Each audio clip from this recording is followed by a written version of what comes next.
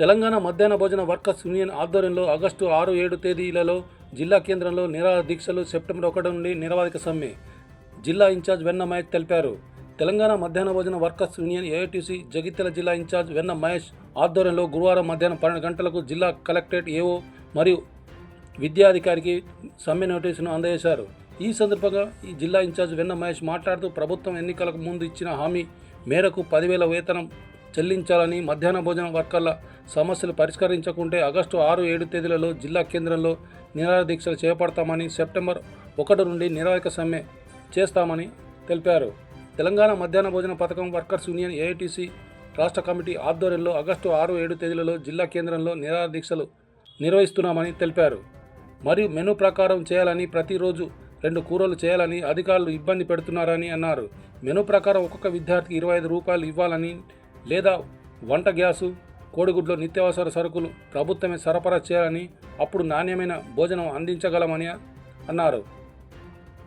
ఈ కార్యక్రమంలో yes Padma, G Sharada, ఏ Radha, K Saraswati, ఎండి షహీర్, దేవదాసు, ఎం కిరణ్ తదితరులు పాల్గొన్నారు. 6, 7 నాడు సమ్మె పిలుపు మధ్యాహ్న భోజనం ఇచ్చారు రాష్ట్ర వ్యాప్తంగా. ఈరోజు మేము కలెక్టర్ గారికి మరియు డిఓ గారికి వినతి పత్రం ఇచ్చాం.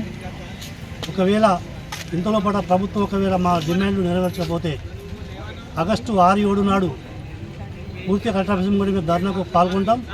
ఆ తర్వాత కూడా ప్రభుత్వం స్పందించకపోతే సెప్టెంబర్ 1 తారీఖు నుంచి వెళ్ళి పూర్తిగా నిరవధిక సమ్మెకు మేము వెళ్తున్నాం. మధ్యాహ్న భోజనం వర్కర్సు పడే బాధలు ప్రభుత్వానికి ముందే తెలుసు. మేము ఇప్పటికీ చెప్తున్నాం, వాళ్ళ విషయాలు గిట్టున్నాయి, వీళ్ళ పరిస్థితులు గిట్టున్నాయని చెప్పి. వాళ్ళకి ఇచ్చే వేతనాలు బాగా తక్కువ ఉన్నాయి. ఎలక్షన్కి ముందు కాంగ్రెస్ ప్రభుత్వము రేవంత్ రెడ్డి గారు వీళ్ళకు మధ్యాహ్నం భోజనం వర్కర్స్ అందరికీ నెలకు 10,000 రూపాయలు జీతం ఇస్తామని చెప్పి వాగ్దానం చేసింది. కాబట్టి కనీసం ఆ వాగ్దానాన్ని నెరవేర్చాలని మేము పక్కన డిమాండ్ చేస్తున్నాం.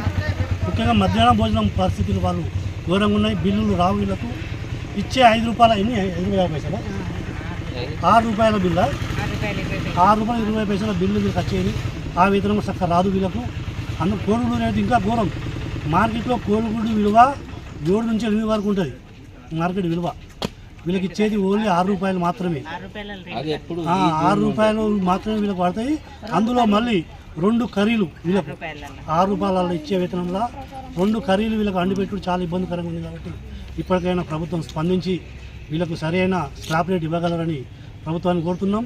లేదంటే మేము తెలంగాణ వ్యాప్తంగా చాలా పెద్ద ఎత్తున సమ్మెకు దిగడానికి పూర్తిగా సన్నాహాలు చేసుకున్నాం. ప్రభుత్వం ఇప్పటికైనా స్పందించి మా డిమాండ్లని, మధ్యాహ్న భోజన డిమాండ్లు నెరవేర్చాలని మేము కోరుకుంటున్నాం. కార్మికుల ఐక్యత, కార్మికుల ఐక్యత, కార్మికుల ఐక్యత, మధ్యాహ్న భోజనం కార్మికుల ఐక్యత, మధ్యాహ్న భోజనం